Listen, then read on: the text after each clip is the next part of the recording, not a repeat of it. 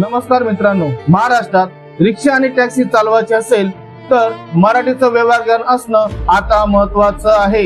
पण इथे एक वेगळाच प्रश्न निर्माण झाला आहे। सरकारने नियम सांगितला एवढंच नाही, मराठी शिकण्यासाठी सरकारने प्रशिक्षणाची ही व्यवस्था केली आहे। मुंबईसह महाराष्ट्रात चालकांसाठी व्यावहारिक मराठीचे प्रशिक्षण वर्ग सुरू करण्यात आले आहेत। ऑनलाईन पद्धतीने शिकण्याची ही सुविधा देण्यात आली आहे। इतकंच नाही, या प्रशिक्षणासाठी मोठ्या संख्येने शिक्षक जोडण्यात आले आहेत आणि प्रशिक्षण पूर्ण केल्यानंतर चालकांना प्रमाणपत्र देण्याची व्यवस्था करण्यात आली आहे।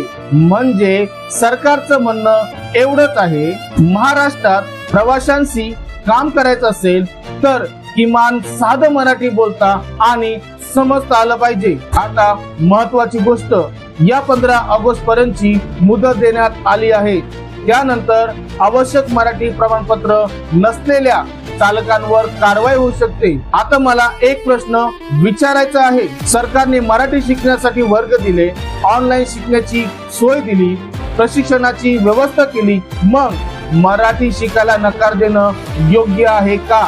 महाराष्ट्रात राहायचं, महाराष्ट्राच्या रस्त्यावर व्यवसाय करायचा, महाराष्ट्रातील लोकांना सेवा द्यायची, मग स्थानिक भाषेतील साधा संवाद शिकण्यात एवढा विरोध का?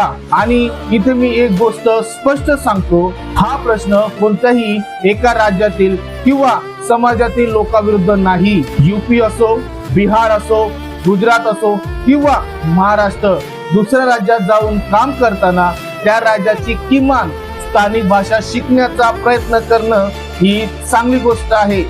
आणि सरकारने शिकण्यासाठी सुविधा दिल्या असतील तर त्या सुविधेचा फायदा घेणं ही चालकांची ही जबाबदारी आहे। आता तुमचं मत सांगा, रिक्षा टॅक्सी चालकांना महाराष्ट्रात काम करण्यासाठी मराठीचं व्यवहार ज्ञान असणं बंधनकारक असावं का? हो किंवा नाही, आणि का? कमेंट करून नक्की सांगा। धन्यवाद।